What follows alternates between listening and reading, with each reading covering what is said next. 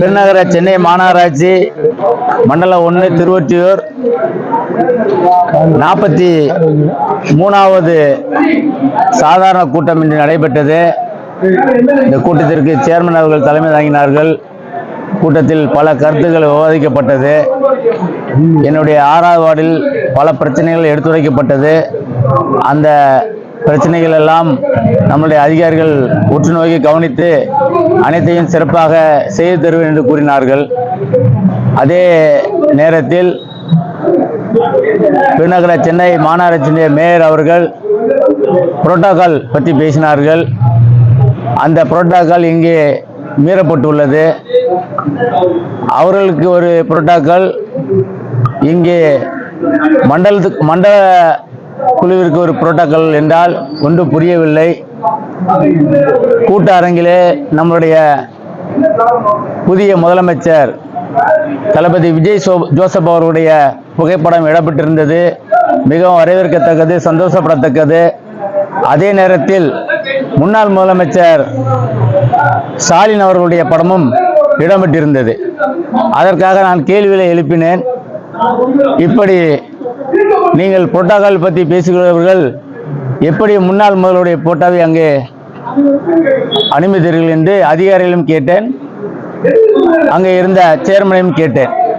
ஒருவேளை நீங்கள் அப்படி அனுமதிக்கிறதா இருந்தால் இதற்கு முன்னாடி இருந்த எங்களுடைய பெருந்தலைவர் காமராஜர் அவர்களுடைய புகைப்படத்தையும் இங்கே வைக்க வேண்டும் என்று சொன்னேன். கூடுதலாக இதற்கு முன்னாடி இருந்த அனைத்து முன்னாள் முதலமைச்சர்கள் புகைப்படத்தையும் வைக்க வேண்டும். ஒரு முன்னாள் முதலமைச்சரை நீங்கள் வைத்தீர்கள் என்று சொன்னால் அது புரோட்டோகால் நீங்கள் சொல்கிறபடி அந்த புரோட்டோகாலுக்கு எதிரானது. வைத்தால் முன்னாள் முதல்வர் அனைத்து படத்தையும் வையுங்கள். இல்லை என்றால் தமிழக முதல்வர் தளபதி விஜய் ஜோசப் போட்டா புகைப்படம் மட்டுமே அங்கு இடம்பெற வேண்டும் என்று பேசியுள்ளேன். அதே போல மின்சாரத்துறையில் பல குற்றச்சாட்டுகள் வைக்கப்பட்டன. மின்சாரத்துறை அமைச்சர் பீஸ் கேரியல் திருடு போய்விட்டு என்று சொன்னதை கொச்சைப்படுத்தி பேசினார்கள்.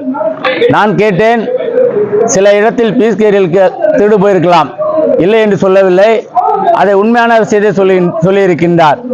நீங்கள் ஆட்சியில் இருந்த பொழுது உங்களுடைய அமைச்சர் செந்தில் பாலாஜி அவர்கள் என்ன சொன்னார்கள்? மின்சார தட்டுப்பாடு நேரத்தில் குருவி உட்கார்ந்தது, காக்கா உட்கார்ந்தது, அதனால் பீஸ் போய்விட்டது என்று அவரும் பேசினார்.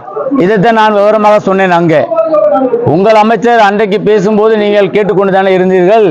இன்றைக்கு உள்ள அமைச்சர் உண்மையான விஷயத்தை பீஸ் கேரில் திருடு போயிருக்கு என்பதை உண்மையான விஷயத்தை சொல்கின்றார். அந்த திருடு போனதற்காக போகாமல் இருப்பதற்கான வழிமுறைகள் நடத்தப்படுகின்றன.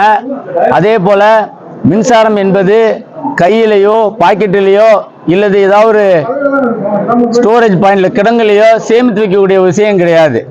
மின்சாரத்தை கையில் பிடித்து வைக்கக்கூடிய முயற்சியும் கிடையாது. அது அந்த மின்சாரம் என்பது ஓடிக்கொண்டே இருக்கும். சில பிரச்சனையினால் சில விஷயங்களால் கட்டாகும். அதைத்தான் அந்த மின்வாரிய ஊழியர் அவர்கள் சிறப்பாக எடுத்து கூறினார்கள். இன்றைய தினம் கேஸ் தட்டுப்பாடு நிலவுகின்றது. மத்திய அரசின் அவல போக்கால் அந்த காரணத்தினால் மக்கள் அனைவரும் இண்டக்ஷன் ஸ்டவ்வை உபயோகப்படுத்துகின்றார்கள். அதனால் மின்சாரம் அதிகமாக இழுக்கின்றது. அதனால் அந்த அதிக லோடு இழுக்கின்ற பட்சத்தில் அங்கே பீஸ் போய் அந்த பகுதியிலே மின்தடை ஏற்படுகின்றது என்பதை அந்த மின்வாரிய ஊழியரை சிறப்பாக சொன்னார். அதற்கும் அங்கே இருந்த திராவிட முன்னேற்ற கழகத்தினுடைய மாமன்ற உறுப்பினர்கள் எதிர்ப்பு தெரிவித்தார்கள். அதற்கும் நான் என்னுடைய கருத்தை பதிவு செய்தேன். நாங்கள் ஆட்சிக்கு வந்து 30 நாள் தான் ஆகின்றது. 50 ஆண்டு காலமாக ஆட்சியில் இருந்தார்களே, இவர்கள் ஏன் இந்த மின்வெட்டுக்கு ஒரு தீர்வு, நல்ல தீர்வு காண முடியாமல் இப்படி 30 நாள் ஆட்சி பீடத்தில் இருக்கின்ற எங்களை இத்தனை கேள்வி கேட்கின்றீர்களே?